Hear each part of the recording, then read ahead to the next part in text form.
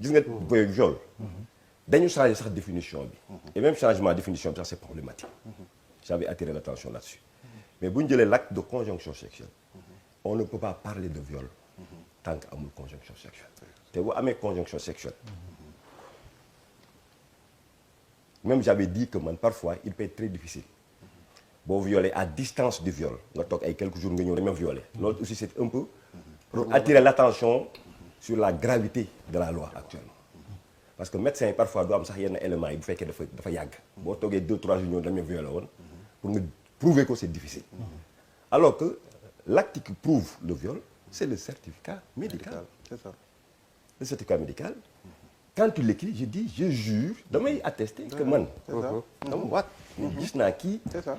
lii ak lii ak lii ak lii la ma wax seet naa ko lii ak lii ak lii laa gis li ma wax ak li ma gis méngoo na mbaa méngoowul c'est tout moom bi ñu ko waxee seet na déglu na reporté na ko parce qu'il faut dire que gis naa telle personne qui dit avoir été tant à l'examen j'ai vu ça en conclusion mënuma tirer un truc de viol loolu kañ leer nañ c'est-à-dire que affaire bi waroon mu yegg fii yëpp waroon na jeex depuis ajak-jak malheureusement je me dis qu'il y a d'autres enjeux là-dedans mais affaire bi mais sur le cas du viol oui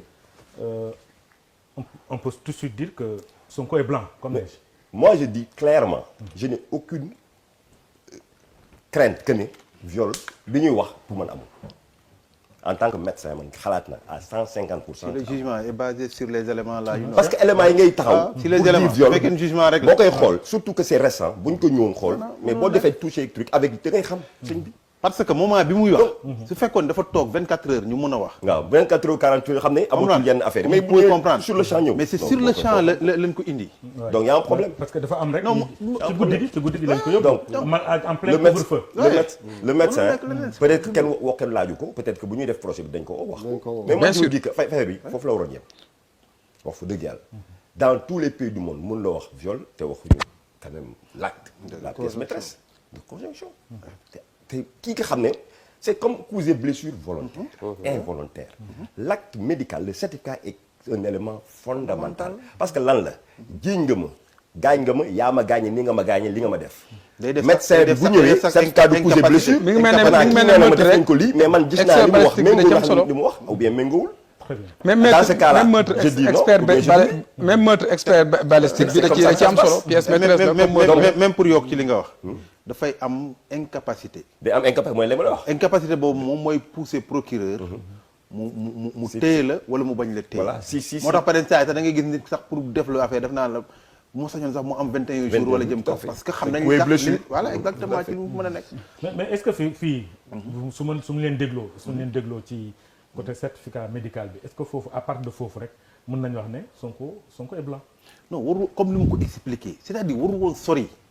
c'est-à-dire man xam nga la doon xalaat peut-être ay yeneen i affaire la ñuy juger mais su fekkee viol rek la moo viol dama le dossier là ci instruction ba la waroon yem. fa la waroon yem de mon point de vue aussi. ah non du les conséquences de cette loi bi wax loolu mooy conséquence mooy tey jii dañoo voté loi bi te pourtant dañ xam nga l'enquête est limitée. l'enquête mooy viol bi nee na changement bi ci am. pour mu éclairer ñu lan moo ci am en terme de.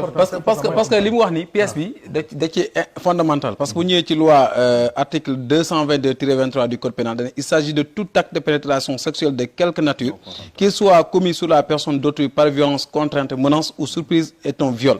Le viol se définit par l'article 222-23 du code pénal au terme duquel tout acte de pénétration sexuelle bi ma wax ni loolu lañ ko findeel te lii nii boo ko ci génnee biir ma jeex na mais li tax ma ne conséquence loi bi comme loi bi dafa ne enquête bi dafa jël temps mën na dem ba fukki at parce que lépp lu ci laale dañ koy topp mooy ni wax ni maanaam ñoom dañ caa génnalee dem ci leneen te donc mi ngi mel ne nga bàyyi ak saxaar nga bàyyi bopp ba di lijjanti wagon ba da nga fay fanaan mais du dem c'est-à-dire que lii nii mënuñ ko ci